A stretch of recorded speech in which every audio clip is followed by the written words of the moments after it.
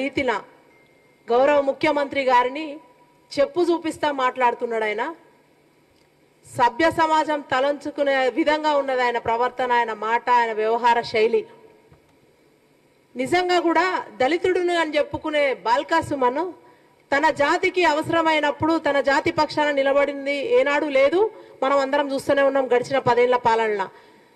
ఆయన ఎమ్మెల్యేగా ఉన్నప్పుడు పోరాడింది లేదు, ఆయన ఎంపీగా ఉన్నప్పుడు పోరాడింది లేదు.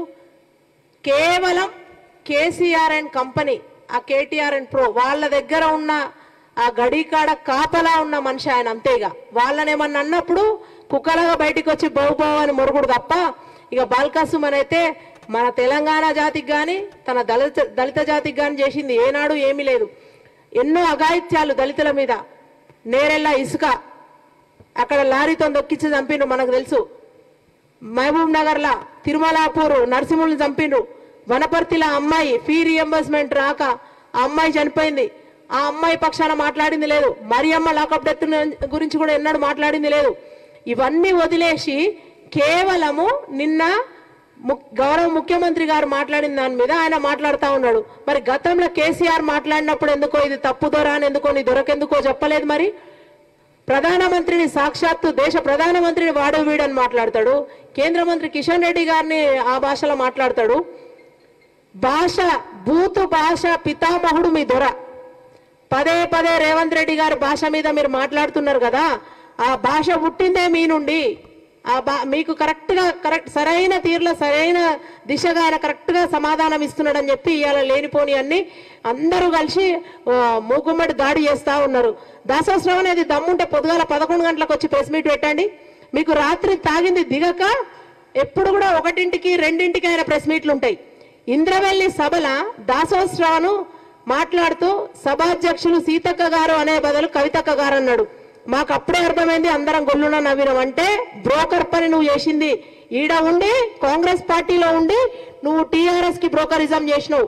నీకు ఎన్నడూ నువ్వు లైఫ్ లాంగ్ వాళ్ళ చెప్పులు మోసినా వాళ్ళ బూట్లు నాకినా నువ్వు ఇంతగానం దిగజారి నీ స్థాయిని దిగజార్చుకొని మాట్లాడినా రేవంత్ రెడ్డి గారి మీద ఎన్ని అవాకులు చివాకులు పేలినా నీకు జీవితంలో రాజకీయంగా నువ్వు ముందుకు పోవు. నీది ఆగిపోయిందని తెలుసు, ఇంకా రాదని తెలుసు. జీవితంలో నువ్వు ఎమ్మెల్సీ కాదు కదా, ఇంకేమి కాలేవు, సర్పంచ్ కూడా కాలేవు. రాసి పెట్టుకో దాసోత్సవం. ఇకపోతే బాల్కా సుమన్ నీ లీలలు రాసలీలల గురించి మాట్లాడితే మంచిగా ఉండదు. ఇక మేము హుజూరాబాద్ ఎలక్షన్లలో నువ్వు మహిళలను ఏ రకంగా వాడింది మా దగ్గర అన్ని ఆడియో లీకులు గిట్లా అన్ని ఉన్నాయి, ఆడియో రికార్డ్స్ గిట్లా. ఒక్కసారి గనక ఇస్తే మాత్రం నీ బట్టలు దింపి బజార్లో నిలబెడతారు. ఒక కుక్కలాగా మరుగుతున్నావు. మున్సిపాలిటీ వాళ్ళు వచ్చి నిన్ను మున్సిపాలిటీ వ్యాన్లలో కుక్కలను తీసుకుపోతారు. అట్లా తీసుకుపోయే పరిస్థితి నీది. రేపు పొద్దున్నాడు మీరు అనుకుంటుండ్రు ఇష్టం వచ్చినట్టు మాట్లాడి ఇక్కడ అల్లర్లు సృష్టించి అనిశ్చితి కలిగించి ఏదైనా పాలనను అటు ఇటు చేద్దామని మీరు అనుకుంటున్నారేమో. కానీ చెప్తున్నా కదా, పిచ్చి కొట్టుడు కొట్టి మిమ్మల్ని జైళ్ళల్లో పెడతాం. మీరు అనుకుంటున్న ఒక్కరిని కూడా తిరగనిచ్చే పరిస్థితి లేదు. ఏమి వామన్ రావు దంపతుల గురించి నీ జిల్లాలో జరిగినప్పుడు మాట్లాడవు.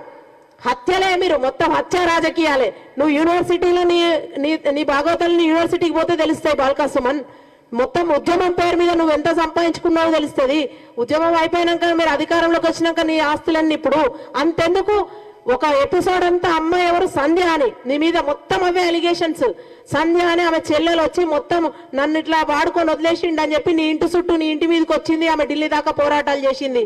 నీ సిఐలను నీ పోలీసు వాళ్ళని పెట్టుకున్నప్పుడు నీ పాలనలో అవన్నీ బయటికి తీస్తాం. ఇప్పుడు నువ్వు ఎక్కువ తక్కువ మాట్లాడితే బాల్కా సుమన్ గుర్తుపెట్టుకో, అధికారం మీ చేతిలో ఉంది కదా అని చెప్పి ఆమె తప్పుడు మనిషి, ఆమె మార్ఫింగ్ చేసింది. బాల్కా సుమన్ భార్య ప్లేస్ లో సంధ్య ఫోటో పెట్టుకుంది.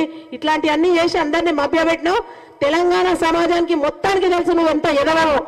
వాళ్ళు తీని పడేసిన బొక్కల కాశపడి ఇవాళ నువ్వు ఇంకొక పేరు చెప్పిన కదా ఇందాక, తిరుగుబోతైనా నువ్వు తాగుబోతైనా వాడు ఇష్టం వచ్చినట్టు మాట్లాడుతూ ఉన్నారు. ఖబర్దార్, ఇంకొకసారి ముఖ్యమంత్రి గారిని కానీ కాంగ్రెస్ లీడర్లను కానీ మీరు కనీసం ఆ వైపు కన్నెత్తి చూసినా కూడా మంచిగా ఉండదని చెప్తా ఉన్నాం. నిజంగా ఇవాళ చాలా మంచిగా పోతా ఉన్నారు ముఖ్యమంత్రి గారు. మేము ఇచ్చిన స్కీమ్లకు ప్రకటించిన 6 గ్యారంటీల మీద కానీ మేము చేస్తా ఉన్న అభివృద్ధి సంక్షేమ పథకాల మీద కానీ చాలా చక్కటి పరిపాలన అందిస్తూ ముందడు పోతా ఉంటే ఓర్వలేక మీరు ఇవాళ చేస్తా ఉన్నావు. నిజంగా కూడా దాసో శ్రవణ్ నీ అంత దరిద్రుడైతే ఇంకొకళ్ళు లేనే లేడు చెప్తున్నా. తెలుగు రాష్ట్రాలలో కాదు ఇంకెక్కడ చూసినా కూడా నువ్వు ఏ పార్టీకి పోతే ఆ పార్టీ సర్వనాశనం, నువ్వు అడుగు పెడితే కథమే. అందుకని చెప్తున్నా, ఇంకొకసారి మాట్లాడేటప్పుడు ముందుగా అయితే చెప్పినా కదా, పొద్దున 11 గంటలకు ప్రెస్ మీట్ పెట్టి మాట్లాడు, మళ్ళీ రేపు నాకు కౌంటర్ 11 గంటలకి ఈ దమ్ముంటే నీకు.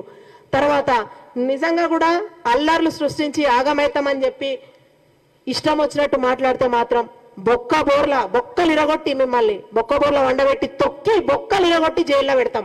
మళ్ళొక్కసారి హెచ్చరిస్తా ఉన్నాం, ఖబర్దార్ బాల్కాసు అని గుర్తుపెట్టుకో. మొత్తం నీ చిట్టా అంతా బయటికి తీస్తాం. రోడ్డు మీద తిరగలేని పరిస్థితి నీది బాల్కాసుమన్, గుర్తుపెట్టుకో. నువ్వు ఎవరిని అంటున్నావో ఒక్క రోజైనా సరే నువ్వు నీ జాతి గురించి మాట్లాడలేదు. ఏ దళిత సంఘాలు ఎందుకు ఖండించవండి?